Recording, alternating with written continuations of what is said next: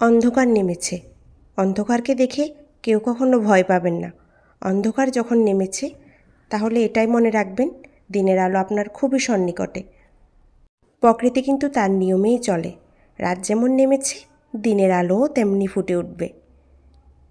তেমনি সবাই এগিয়ে যেতে থাকুন। সাফল্য একদিন এসে ঠিকই ধরা দেবে।